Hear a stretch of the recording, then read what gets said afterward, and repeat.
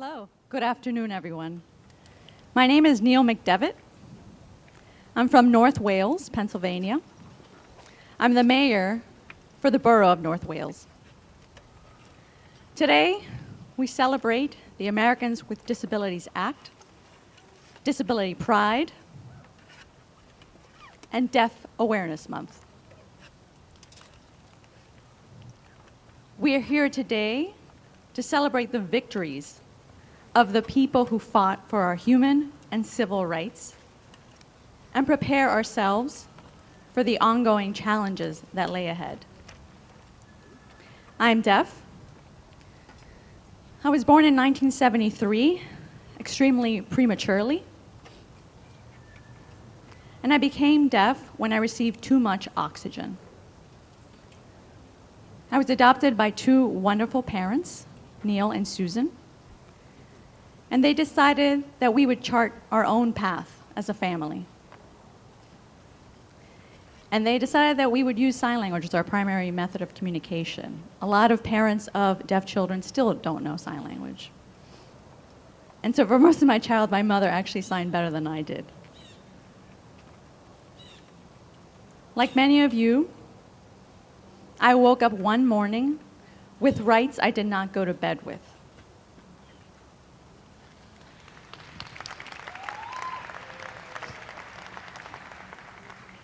The Americans with Disabilities Act made millions of Americans first-class citizens in our communities overnight.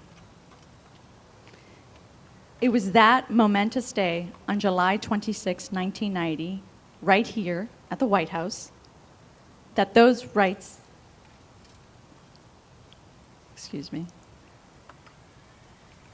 that those rights were signed into law. And it's a direct line from that day, July 26, to me being here standing before you as the first deaf person to be directly elected as mayor in the United States. I'm proud to say that this administration has been steadfast in their fight to eliminate the barriers we face daily. President Biden and Vice President Harris have had our backs from day one.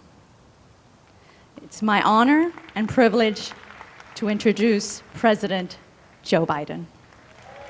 Thank you, President. Thank you. Thank you so much.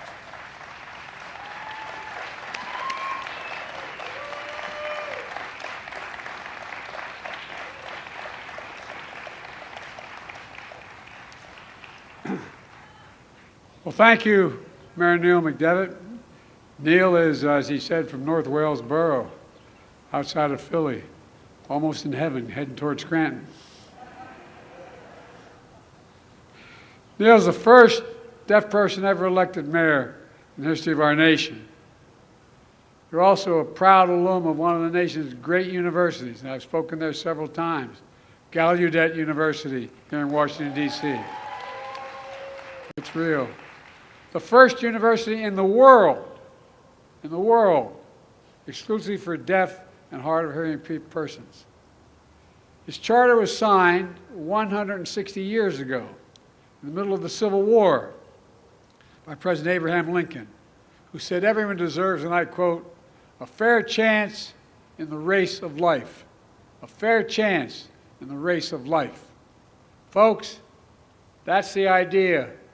That's why we're here today. And a special thanks to the current and former members of Congress here today, who are some of the most important champions of disability rights in American history and around the world. First person I'd like to recognize is my buddy, Tammy Duckworth. Tammy not only has a heart as big as her head, but God love her, she's a genuine war hero. You're incredible, Tammy. You're incredible. And my good friend, and he is a good friend, he won't acknowledge it, but you know I like him, I love him too. Steny Hoyer. Steny represents the western shore of Delaware. I kid him all the time. Former Representative Tony Quello. Tony. I was bragging about Tony today. It's been a long time we've known each other. They were asking, my younger staff was asking about him, and when he walked up and gave me a hug, I said, God, he does know him. See you in Rehoboth, Tony. And Jim, where are you, Jim? Jim Langerman. Jimmy, thank you, pal. A man who not only overcame a disability, but has had a profound impact on the House of Representatives. And Congressman Steve Cohen. Steve, good to see you, pal. Mark DeSagne. Mark, where are you? There you go, Mark. Good to see you, buddy. And a big thanks to the hundreds of advocates who work every day to ensure people with disabilities can live and thrive in their community. Not just live, but thrive. One of my first acts as a United States Senator was co-sponsoring the Rehabilitation Act, one of the most consequential civil rights laws in our nation's history, which banned discrimination on the basis of disability.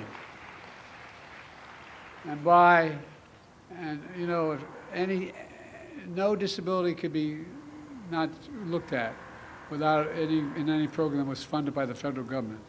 Promoted equal access to communities, authorized independent living services, and so much more. The rehabilitation also laid the groundwork for a landmark law we celebrate here today, the Americans with Disabilities Act.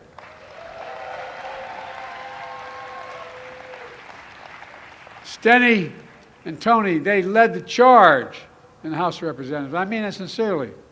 Led the charge, along with Major Owens. And Tom Harkin and Bob Dole led in the Senate. I was a kid, but I was proud to be a co-sponsor in the Senate. Right here in this lawn, 34 years ago, President George H.W. Bush signed it into law, proving we can work together in a bipartisan fashion to ensure the American dream is available to all of us, not just some of us. We've got to get back to those days.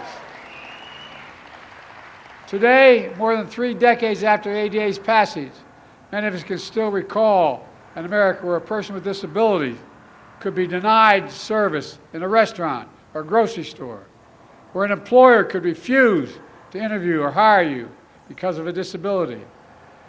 But for more than 61 million Americans living with disabilities, these laws are a source of opportunity, respect, and pride, and dignity now. Dignity. My dad used to say that's the single most important thing people should be treated with dignity. But of course, these laws did not bring an end to the work we need to do. That's why Kamala and I have been so determined to move our nation forward for Americans living with disabilities.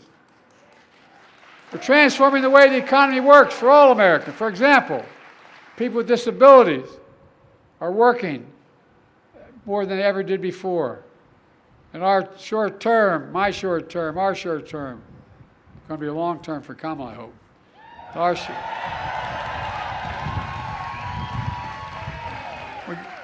A record 16 million jobs were created. But of those 16 million, 2.2 million jobs were with people with disabilities, the highest unemployment rate on record. Wages are up. In fact, the median household income for disabled Americans is up $10,000 since Kamala and I came to office. The Labor Department is protecting workers with disability and fighting to end unjust employment practices. We're also helping state and local governments and businesses and nonprofits access federal funds to hire more disabled Americans. Access federal to hire more disabled Americans. And we're going to continue to make sure this administration looks like America, appointing people with disabilities to positions throughout our government, throughout this government. You know, with your partnership, we're improving access to health care and home care. Before some doctors and hospitals actually were denying medical treatment related to organ donations and life-saving care for disabled Americans, based simply on their disability alone. Sorry, the sun's shining.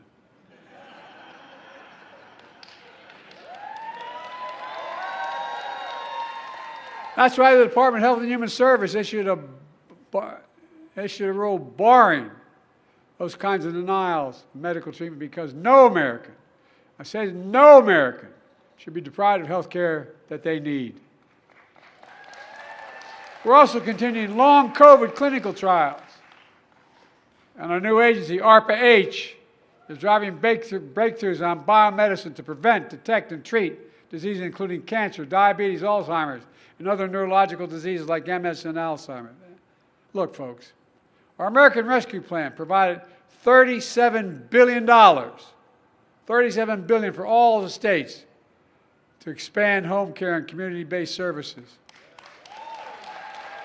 By the way, I need not tell this audience it really matters. It really matters. Under Medicare, so people with disabilities, including intellectual and developmental disabilities, can live independently at home. Not only best for them, but best for the economy. And in the decades since the ADA, we're fighting Big Pharma to give Medicare the power to negotiate prescription drug prices for seniors and people with disabilities. Finally, finally, finally. And thanks to the Inflation Reduction Act, we finally beat Big Pharma. Stenny and I were fighting them back when we were young members of the Congress. Well, guess what? We finally beat them. We've capped the cost of insulin for seniors and people with disabilities on Medicare who have diabetes at $35 a month instead of up to $400 a month. And starting this January, the total out-of-pocket prescription cost anyone will have to pay, it falls in those categories, is $2,000 a year. People with disabilities on Medicare, even expensive drugs like cancers that cost $10, $12, $14 a year, will not have to pay more than $2,000 a year for everything, every single drug.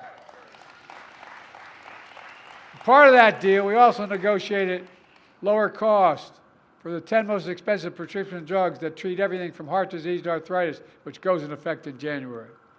And from that point on, every year, 10 new drugs will be negotiated going forward every single year.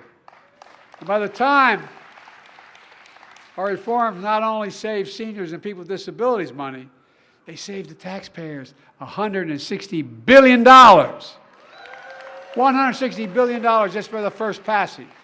Because Medicare no longer has to pay those exorbitant prices to Big Pharma. And the savings for American taxpayers is only going to go up. Kamala, I want you to know that we want the best economy in the world. We need the best caregiving economy in the world. I mean it. That's why I took historic executive action to expand access to high-quality care, provide support for care workers, and for our nation's 53 million family caregivers. They'll now receive support. By the way, and to make public transit in our country accessible to everyone, our bipartisan infrastructure law invests $6.75 billion, making the biggest investment ever in transportation accessibility, adding more wheelchair ramps, accessible restrooms, more airport, rail stations, and other transit locations.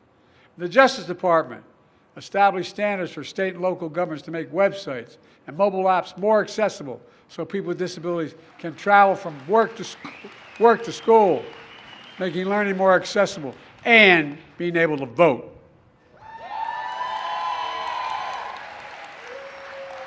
And something Cam and I are really proud of, we celebrate disability pride. Pride.